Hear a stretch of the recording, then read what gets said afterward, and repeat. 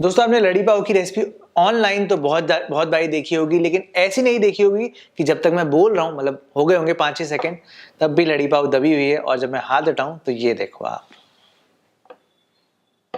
तो हेलो दोस्तों, मैं हूं भरत और आपका स्वागत है भरत किचन हिंदी में। तो फिर देर किस बात की, चलो फिर शुरू करते हैं। अब ये लड़ी पाव बनाने के लिए मैंने एक अलग मेथड का इस्तेमाल किया है। बेसिकली मैंने आधा लीटर फुल क्रीम दूध लिया है और इस दूध को आपने काढ़ना है। ध्यान रहे इसके ऊपर मलाई नहीं जमनी चाहिए। वो जो मलाई है ना, वो आपने दूध में ही मिलानी है। तो जैसे ही दूध बॉयल होने लग जाए, आप इसको स्टर करते रहना ताकि सारी मलाई इसके साथ मिल जाए। और दूध को आपने बस 5 मिनट तक आपने थोड़ा सा काढ़ना है। 5 से 7 मिनट में दूध थोड़ा सा पक जाएगा, यानी कि 500 मिलीलीटर से ये 350 के आसपास आ जाएगा और यहीं तक आपने पकाना है। अच्छा, इतने गरम गरम दूध में गलती से भी आप यीस्ट मत डाल देना। अभी पहला काम आप ये करना कि आप थोड़ा सा दूध, यानी कि 100 ml के आसपास, 2 करछी के आसपास दूध आप निकाल लेना एक कटोरी में। ये आपके बाद में बहुत काम आएगा। अब आपके पास 1 पाव दूध बचेगा। और अगर आपको मेजरमेंट जाननी है कि घर में कैसे मेजर करूँ, आपके घर में जो नॉर्मल ग्लास होता है वो लगभग 200 ml का ही होता है। जो स्टील का ग्लास हम यूज करते हैं वो 200 ml का ही होता है। उससे आप मेजरमेंट कर सकते हो। और यहाँ पर बहुत ध्यान मत देना मेजरमेंट्स का। ऑलमोस्ट एवरेज आप बना ही लोगे अपने नॉर्मल ग्लास से।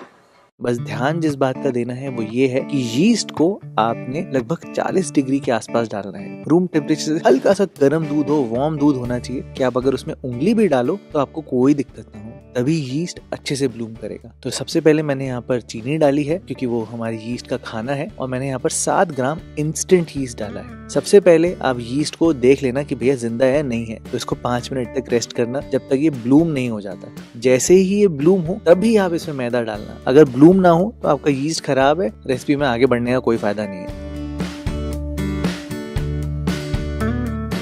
मैंने यहाँ पर 2.5 कप मैदा डाला है। मैदे के साथ साथ इसी टाइम पर मैंने नमक डाला है। दोस्तों जानबूझ के इस टाइम पर डाला है ताकि यीस्ट के जो ग्रोथ फेज होता है उसमें कोई इफेक्ट ना आए। मैंने यहाँ पर 2.5 कप मैदा डाला है, इसको अच्छे से मिलाया है। और आप यहाँ पर रेशियो भी देख सकते हो कि इस रेसिपी में मैदे के हिसाब से जो लिक्विड का रेशियो है, यानी कि दूध का, वो लगभग 70% के आसपास है। और यही मेन सीक्रेट है दोस्तों। अब आपको लग रहा होगा कि ये तो बैटर बन गया, ये आटा कैसे लगाओगे इसका और सूखा मैदा मिलाओगे? तो गलती से भी सूखा मैदा और मत डालना। इसको लिक्विड ही करके ही फिर एक डो में बनाना। अच्छा, ये रेसिपी जो है ना, ये ऑल्टन ब्राउन की बहुत फेमस रेसिपी है। जो आपको ऑनलाइन जितनी भी रेसिपीज दिखेंगी, सब ने मिल्क पाउडर का यूज किया है क्योंकि वो मिल्क पाउडर ही वो सॉफ्टनेस देता है। तो मुझे पता है हर किसी के पास नहीं होता, दूध हर एक के पास होता है। अगर आप दूध को थोड़ा सा कढ़ा दोगे तो आपको बिल्कुल वैसा ही रिजल्ट मिल जाएगा। खैर, पूरी रेसिपी में यही इकलौती मेहनत का काम है। पहले यहाँ पर टाइम देख लेते हैं। आप देख लेना, हमने 5 मिनट तक लगातार जो बैटर है इसको फेंटना है। तो अभी घड़ी में हो रहे 2:07। 5 मिनट बाद देखते हैं बैटर की क्या हालत होती है। फिलहाल आप इसको मिलाते रहना। और अगर आपके डो स्क्रैपर है तो बहुत काम आएगा, नहीं तो आप यहाँ पर चाकू का इस्तेमाल भी कर सकते हो। उससे भी आप आराम से डो को स्क्रैप कर सकते हो। और अगर आपको बहुत फ्रस्ट्रेशन हो रही है तो 5 मिनट आते आते आप ये वाला टेस्ट देख लो। और यहाँ पर अपनी किचन को धोबीघाट समझ के अपने किचन को धोना नहीं है। इस मैदे को ऐसे धोना नहीं है। मैं सिर्फ आपको दिखाने के लिए ये दिखा रहा हूँ कि अभी मैदे में इतनी इलास्टिसिटी नहीं है कि ये जुड़ पाए, ये रीजन है। खैर, 5 मिनट बाद आप इस स्टेज पर आ जाओगे कि ये बैटर से थोड़ा सा गीला गीला डो में बन जाएगा। फिर आपने यहाँ पर मक्खन डालना है। कितना? लगभग 2 टेबलस्पून आपने मक्खन डालना है। और प्रूफ के लिए घड़ी से आप देख सकते हो कि 2:12 हुए हैं, मतलब 5 मिनट में हम यहाँ पर पहुंच गए हैं। अब बस आपने इसको डो की तरह मलना शुरू करना है और धीरे धीरे करके ये जुड़ने लग जाएगा। एग्जैक्ट 10 मिनट तक करना है दोस्तों आपने। ये मेहनत का काम है, लेकिन यही मेन चीज है जो आपको रिजल्ट देगा एकदम सॉफ्ट लड़ी पाव के। और इस बात का ध्यान जरूर देना, एक तिनका भी यहाँ पर मैदे का मत डाल देना, सूखे मैदे का, गलती से भी, नहीं तो आपके लड़ी पाव सही नहीं बनेंगे। जो मॉइस्चर का जो लेवल है ना, जो हमने रखा है, वो ही मेन सीक्रेट है। देखते ही देखते आपकी 15 मिनट की जो ये मेहनत होगी वो इतने बढ़िया डो में ट्रांसफर करेगी कि आपको यकीन ही नहीं होगा। अब ये देखो, इतना स्मूथ डो हो गया एकदम। और टाइम कितना हुआ है आप देख सकते हो कि एग्जैक्ट 15 मिनट मेरे को लगे हैं। और 15 मिनट में बढ़िया सा डो बन के तैयार हो जाता है। और आपको लग रहा है वही डो था जो जुड़ नहीं रहा था, जिसकी पिटाई कर रहा था लेकिन वो खिंच नहीं रहा था। ये देखो आप, बस यही सबसे इम्पोर्टेंट बात है दोस्तों। खैर डो तो पूरा सेट है। अगर मैं आपको इसको खींच के दिखाऊं कि इतनी मेहनत हमने क्यों करी, ऑब्वियसली पानी पिलाने के लिए स्टार्चेस को, बट एक और चीज है, वो है ग्लूटेन। ग्लूटेन वो चीज है जो इस डो को स्ट्रेंथ देती है ताकि इसमें हवा भरे। अगर ग्लूटेन डेवलप आप नहीं कर पाओगे तो इतनी अच्छी ब्रेड कभी नहीं बनेगी। अच्छे से आप तेल दोनों तरफ लगा देना इसके, और फिर इसको एक गीले कपड़े से ढककर गर्म जगह पर रख देना 1 घंटे के लिए, ताकि ये डबल हो जाए।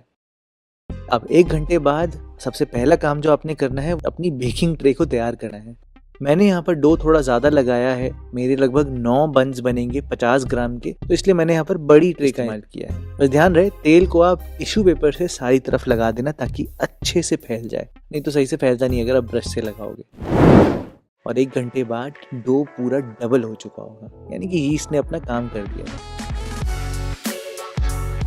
अब बस आपने डो को अच्छे से प्रेस करना है, इसकी हवा निकालनी है सारी, क्योंकि फर्स्ट स्ट्रेचिंग हमारी हो चुकी है। और अब इसको गूंदना नहीं है बिल्कुल भी, आपने ज्यादा मेहनत बिल्कुल भी नहीं करनी है। अब आराम आराम से काम करना है, इसको डिवाइड करना है 9 पोर्शंस में। आप चाहो तो मेजर करके कर सकते हो, नहीं तो अनइवन भी चलेगा। ऐसा कुछ नहीं है कि एकदम इक्वल होने चाहिए। आप बस इसमें थोड़ा सा तेल लगा देना ताकि आप इसको हैंडल कर पाओ, और बस इसको 9 पार्ट्स में डिवाइड कर देना। इन पेड़ों को आपने गोले में बनाना है और ये गोला थोड़ा सा इवन होना चाहिए।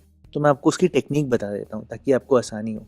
आप बस अंगूठे और उंगली को जोड़ना, और जैसे भटूरे को निकालते हैं ना, बिल्कुल वैसे वैसे ही आपने अपने अंगूठे और उंगली के बीच में से निकालना है ताकि ये इवन गोला सा बन जाए। और अब आपने इसको एक फ्लैट सरफेस पे रोल आउट कर देना है।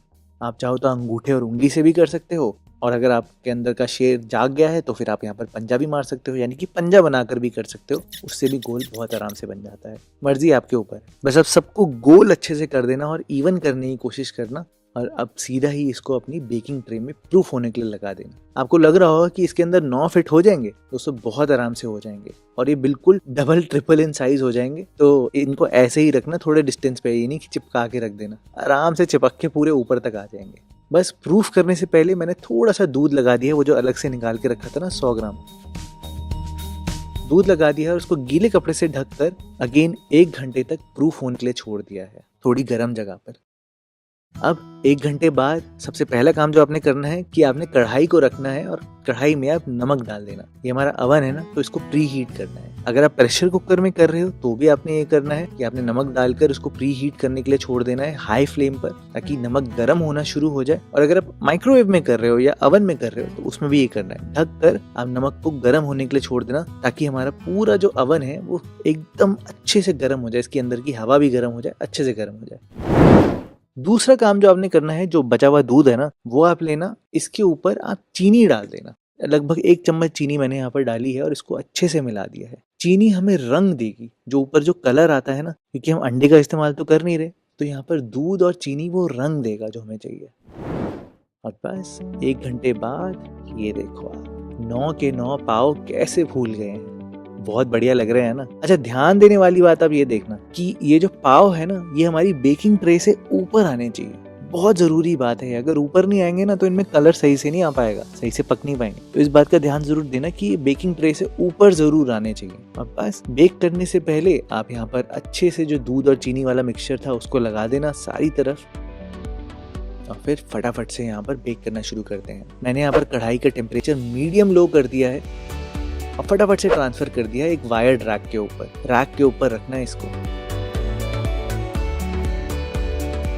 और ढककर इसको 15 से 20 मिनट के लिए पकने के लिए छोड़ दें। 15 से 20 मिनट लगेंगे दोस्तों इनको मीडियम फ्लेम में पकने में। 15 मिनट बाद एक बार आप चेक जरूर कर लेना कि ये कहाँ तक पहुंचे हैं। मेरे तो अभी तक कलर नहीं आया, तो मैंने इसको 5-7 मिनट और रखा है, तो थोड़ा टाइम लगता है। अगर आपके साइज छोटा है तो आप इनको 12 मिनट में ही बना पाओगे। मेरा साइज थोड़ा बड़ा है, 50 ग्राम के हैं, इसलिए उनको पकने में टाइम लग रहा है। और लगभग 22 मिनट के बाद ये देखो, हाँ लेकिन अभी ये तैयार नहीं हुए, अभी भी छोटे से थोड़े काम हमें करने हैं टेक्निक के। वो ये है कि सबसे पहला काम, इनके ऊपर आप मक्खन लगा देना ताकि इनके ऊपर जो शाइन है वो बहुत बढ़िया है। इनको सॉफ्ट बनाने के लिए एकदम नरम ताकि अच्छे से दबे, आप इनको एक गीले कपड़े से, काफी गीले कपड़े से कवर कर देना। ये देखो स्टीम निकल रही है ना, अभी मेरे पाँव कड़े हैं, हार्ड हैं एकदम। अभी अगर आप इनको दबाओगे तो ये दबेंगे नहीं सही से, क्योंकि एकदम गरम गरम है ना, इनके स्ट्रक्चर अभी सही से सेट नहीं हुए हैं। तो गीले कपड़े से आप इसको ढक देना, और एक कपड़े से काम नहीं चलेगा तो मैंने 2 कपड़े लगा दिए, पतले मलमल के कपड़े हैं ना, अच्छे से आप इनको कवर कर देना और इसको आधे घंटे तक थोड़ा ठंडा होने देना। आधे घंटे बाद जब आप इनको देखोगे ना, तो देखो एकदम स्पंज बन जाएंगे दोस्तों। और अब आप इनको दबा कर देखना, हो गए ना एकदम सॉफ्ट। रुको पहले इसको निकाल लेते हैं। निकालने के लिए पहले एक चाकू से साइडों में स्क्रैप करना पड़ेगा, तभी निकलेंगे, ऐसे ही आराम से नहीं निकल जाएंगे।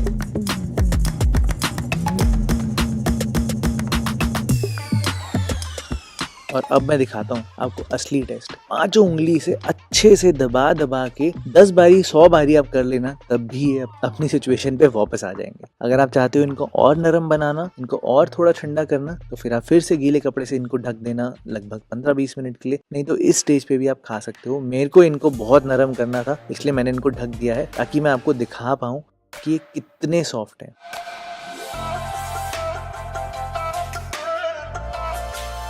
मैं आपको एक तोड़ के दिखाता हूँ। मतलब कितनी भी जान लगा लो, कितना भी दबा लो, ये दबेंगे नहीं। इनका इंटरनल स्ट्रक्चर कितना बढ़िया है। और ये 3 अगर लड़ी पाव को एक मुट्ठी में भी कर दूं ना, तब भी आप देख लो बिल्कुल अपनी सिचुएशन पे वापस आएंगे। मैं आपको यहाँ पर हल्के हल्के से दबा के नहीं दिखा रहा, एकदम मुट्ठी में अच्छे से दबा के दिखा रहा हूँ।